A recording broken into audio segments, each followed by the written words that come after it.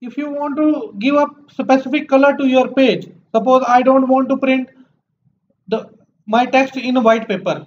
I want it should be come in red color or in blue color or in any other color. Okay, so what you will do is you will give the color to your page. So select the color. You see, this is the color, and now here you can type. So this document you can, whatever thing you will write, it will be printed in this color format. Is it clear? Okay. For example, if you want some other color, so go to more color option, and from here you can select. So whatever color you want to create, you can create through this. You see that color will come. Is it clear? If you want to add a specific effect, go to fill effect. In the fill effect we have three category: gradient, texture, pattern, picture. Okay, suppose I want to add a pattern color. So let me add this pattern, and you select any pattern and change the color of this pattern. Now see, that color will become. Is it clear? Okay, this is the page color option.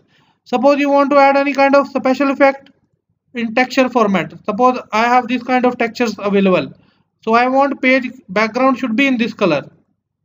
So you see, texture format will come. Whenever you are designing any kind of invitation card or something like this, we are using the pattern color. Is it clear? Okay. Other thing is, go to page color, and you want to use a two color shade. If you want preset is a different color. You see this shadow. See here in the boxes.